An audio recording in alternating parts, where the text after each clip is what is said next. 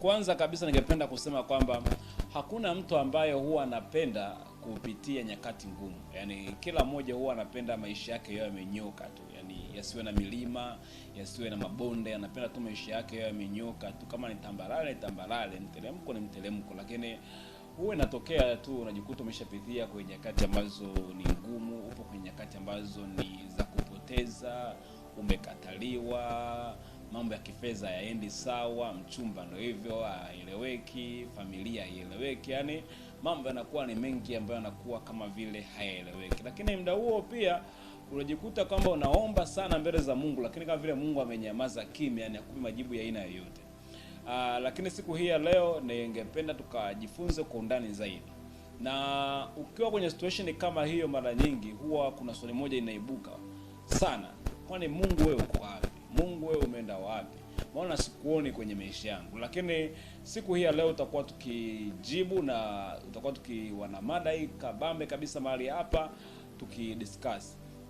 Na kwa kuanza kabisa ningependa kukuambia kwamba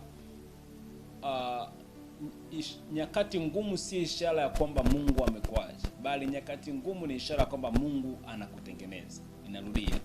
Nyakati ngumu sio ishara ya kwamba Mungu amekuacha, bali nyakati ngumu ni ishara ya kwamba Mungu anakutengeneza. Hivyo karibu sana darasani siku hii ya leo tukapate kuona sababu kadhaa ambazo zinafanya wewe unapitia kwenye nyakati ngumu. Kwa kwanza kabisa ningependa kuanza na sababu ya kwanza ambayo nasema Mungu anakujenga kupitia maumivu. Yaani kutokana na maumivu ambayo unayapitia, Mungu ndipo anakuwa anakuimarisha. Baadhi ya masomo mazuri maishani hauwezi kujifunza ukiwa kwenye raha. Utajifunza wakati upo kwenye hali ya maumivu, na kupitia ile maumivu ndivyo ambavyo Mungu anakuwa anakutengeneza na anakuwa anakujenga na kukuimarisha. Yaani kuna vitu ambavyo unavipitia leo, lakini ni ishara kwamba Mungu anataka amtengeneze mtu ambaye ni imara na mtu ambaye ni strong kwenye baadhi ya vitu ambavyo atakutana navyo pia baadaye. Unajua kuna vitu usivyovipitia leo unaweza kukutana navyo baadaye vikakuangusha. Kwa hiyo Mungu anachokifanya wakati bado hujakuwa mkubwa, anaendelea kukutengeneza yule uwe imara, ili hiyo baadaye utakapokutana na hivyo vitu uendelee bado kuwa imara na uendelee kuwa bado strong kabisa. Point ya pili ambayo ningependa kushirikisha ni kwamba Mungu anakutayarisha kwa kitu kikubwa zaidi. Yaani uharibifu wa leo unaokutana nao ni matayarisho ya kitu kikubwa zaidi. Unajua kuna nyakati ambazo unapitia maumivu ya kukataliwa na mtu fulani, lakini Mungu anakutenga na yule mtu ili kwamba akutanishe na mtu ambaye ni bora zaidi. Unajua leo boyfriend wako ama girlfriend wako anaweza akakukataa kabisa na akakuweka mbali na wewe, lakini ukapitia kipindi ambacho kina maumivu, msongo wa mawazo, ukasema hadi Mungu, why me? Kwa nini mimi? Lakini sio kwamba Mungu amekuacha moja kwa moja, hapana, bali Mungu anafanya vile kwamba akutanishe na mtu ambaye atakuwa ni bora zaidi, ama anaonyesha na watu ambao watakuwa ni wazuri zaidi. Kuna wakati mwingine unapoteza kazi ya namna fulani ambayo ilikuwa ni kazi kwa ajili ya maisha yako, ama unapoteza biashara ya namna fulani, unaweza kujiuliza kwa nini inatokea kwangu, lakini unakuta ni njia ambayo Mungu anaitumia kwamba akutanishe na kitu ambacho ni bora zaidi. Unaweza ukawa upo kwenye kazi ya namna fulani unaifanya kila siku na inakuingizia kipato, lakini Mungu anataka ku-upgrade, akupandishe viwango, na anashindwa kupandisha viwango kwa sababu una kitu unachokitegemea ambayo ni kazi ambayo unayo. Kwa hiyo ili Mungu aku-upgrade na kupandisha viwango, anaipiga kazi ile chini. Unajikuta umepitia kipindi ambacho ni kigumu, lakini lengo la Mungu ni kukutanisha na kufanya wewe uwe mkubwa zaidi. Na sababu umenielewa. Sababu nyingine ya tatu ambayo inafanya sana Mungu anatufanya tupitie nyakati ambazo ni ngumu, wakati wa Mungu ni tofauti na wakati wetu. Yaani unaweza kuona wewe upo kwenye nyakati ambazo ni ngumu sana kwenye maisha yako, lakini Mungu anachokitazama pale, anatazama kitu tofauti. Umeelewa?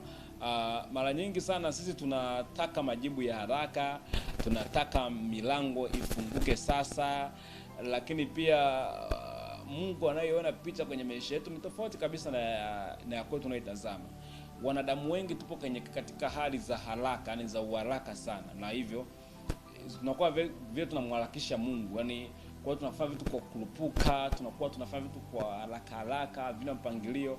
tunajikuta tumeingia katika hali ya maumivu kwa sababu tumepanga vitu vingi ama tunafanya vitu vingi bila kuwa na mpangilio. Kwa hiyo kutokana na kufanya vitu vingi bila kuwa na mpangilio, vile vitu vinatufanya tunaingia kwenye maumivu. Hivyo tunakuwa kwenye majuto. Why mimi? Kwa nini mimi? Imetokea hivi na hivi na hivi, ndivyo inavyokuwa. Lakini sababu ya mwisho kabisa ambayo ni ya 4 kwangu siku hii ya leo, Mungu yupo karibu hata katika ukimya.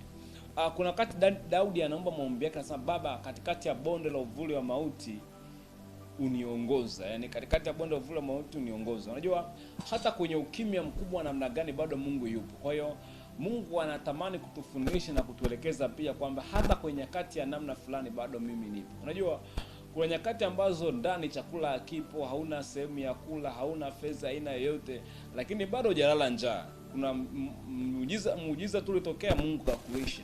Kuna nyakati vitu vinakuwa vimegoma, yani kila ukigusa huko hakueleweki, lakini bado tu una penetrate, unapita kwenye ile hali. Kwa nini unapita? Mungu anataka kuonesha na kwamba hata kwenye nyakati ambazo ni ngumu vipi kwenye maisha yako, bado ni pamoja na wewe. Kuna wakati mwingine unakosa hata sehemu ya kulala, lakini Mungu bado anakupigania. Yani kuna nyakati ambazo Mungu anakuachi. Yani ile ni ishara kuonyesha kwamba bado mimi nipo pamoja na wewe. Haijalishi upo chini, upo juu, lakini mimi bado nipo pamoja na wewe. Kwa hiyo usiache, usikate tamaa. Na kama uko kwenye kipindi kigumu sasa hivi, usikate tamaa. Yani inawezekana kwenye kipindi kigumu sasa hizi, usikate tamaa, usipoteze imani.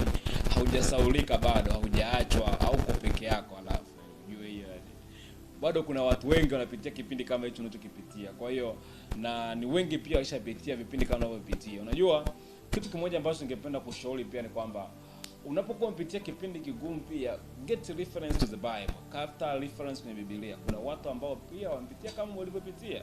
Lakini pia kwenye maisha ya kawaida ya sasa kuna watu wanapitia kama ambacho unakipitia wewe. Kwa hiyo inaweza ikawa ni reference nzuri sana ambayo itakuonyesha wapi unaelekea na wapi unaenda katikati ya maisha ya kwako. Kumbuka hili ya kwamba nimeandika hapa, kumbuka hili ya kwamba nyakati ngumu hazidumu milele, lakini watu wenye imani hudumu, na imani katika Yesu Kristo itakupitisha kwenye kila dhoruba. Yaani hivi, nyakati ngumu siku zote huwa hazidumu milele, lakini watu wenye imani ndio watu ambao huwa wanadumu, yani wanapita kwenye nyakati hizo ngumu kwa kuwa wao wana lile tumaini la Yesu Kristo ndani yao. Yani nyakati ngumu huwa hazidumu milele, lakini watu ambao huwa wanadumu kwenye hizo nyakati ngumu ni watu wenye imani, na imani yenyewe ni kupitia Yesu Kristo. Kwa hiyo endelea sana kuwa imara. Kuna nyakati fulani ambapo Zuluba alikuwa anapitia wanafunzi wa Yesu, wakamuita Yesu Kristo, akasema Yesu tunaangamia. Yesu akamwambia yeye imani hapa, akasimamisha Zuluba, mambo yakakaa sawa. Kwa hiyo hata nyakati ngumu ipite vipi kwenye maisha yako, amini kwamba bado Mungu yupo pamoja na wewe. Asante sana kwa kuitazama Yeki Network kwa siku hii ya leo.